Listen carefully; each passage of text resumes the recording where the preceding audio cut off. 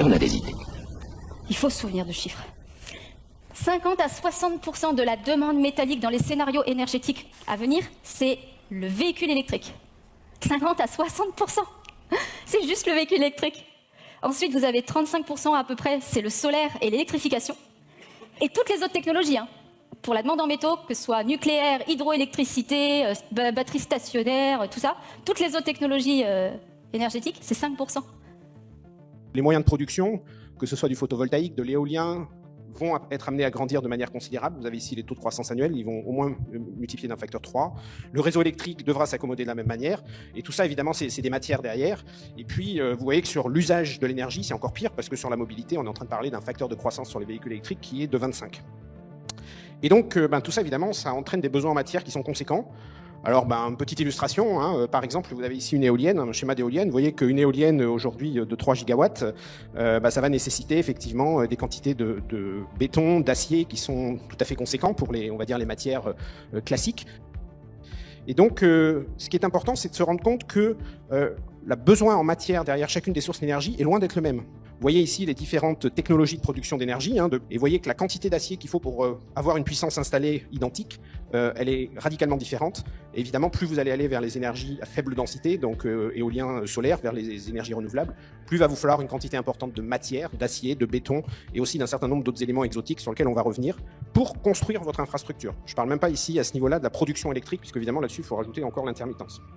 Alors qu'est-ce que ça donne concrètement si on commence à faire un petit zoom rapide et vous avez la quantité de matière qu'il faut à chaque fois en kilos pour 1 mégawatt installé.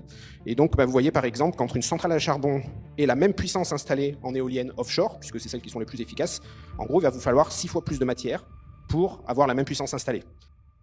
Ça c'était pour les moyens de production. Quand on regarde maintenant la figure du haut, vous avez la comparaison entre un véhicule classique en bas, conventional car, et puis un véhicule électrique au-dessus.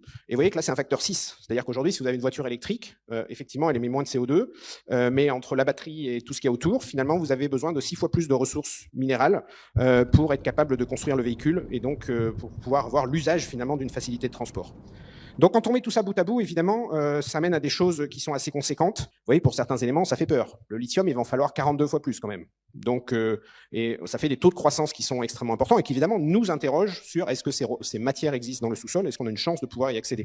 Donc, on va vers potentiellement des conflits d'usage. C'est-à-dire qu'on aura des arbitrages à faire entre peut-être à un moment, est-ce qu'il faut mieux accélérer sur la transition énergétique, est-ce qu'il faut mieux accélérer sur la transition numérique, est-ce qu'il faut mieux privilégier l'aéronautique, etc. Il est probable que dans un monde en tension, dans un monde fini, qui est le monde auquel on a à faire face demain, on ne puisse pas forcément répondre, en tout cas à des tarifs accessibles à l'intégralité des demandes. Et donc, par exemple, très bon exemple sur ce sujet-là, c'est le cuivre. Donc, si on a besoin de multiplier de manière conséquente le cuivre dont on a besoin pour la transition énergétique, donc premier message, on ne va pas s'en sortir juste avec les mines actuelles, hein. Il va falloir faire de l'exploration, il va falloir ouvrir des nouvelles mines, sinon de toute façon, impossible de répondre à la demande. Pour le cuivre, il y a encore beaucoup de cuivre dans le sous-sol. Par contre, la question qu'on peut se poser, effectivement, c'est comment est-ce qu'on va pouvoir y accéder, parce que les ressources sont de moins en moins concentrées, donc c'est de plus en plus énergivore pour y avoir accès. L'impact environnemental peut être important. Et last but not least, hein, ça veut dire que forcément, le prix du cuivre, il augmente. Et c'est ce que vous voyez ici. Ici, vous avez les évolutions du prix du cuivre depuis à peu près une vingtaine d'années. Et aujourd'hui, tous les gens un peu sensés sur le sujet nous disent qu'il n'y a aucune chance que ça baisse. Deuxième point, on parle toujours de la mine. C'est-à-dire souvent, on caricature en disant on voit la mine et après on voit l'objet fini. Ce qu'on oublie, c'est qu'entre la mine et l'objet fini, il y a un nombre d'industries de transformation, d'étapes de transformation qui est extrêmement important et qui peuvent être autant de goulets d'étranglement, autant de points de difficulté pour, in fine, pouvoir, par exemple, construire votre véhicule électrique ou construire votre ligne électrique. Alors ça peut conduire à des choses quand même qui sont assez complexes. Je suis toujours sur le cas de mon lithium. Et le schéma compliqué que vous voyez en haut à gauche, c'est les différentes étapes de transformation. C'est-à-dire que je pars à gauche en prélevant une certaine partie du lithium dans le sous-sol ou dans les saumures.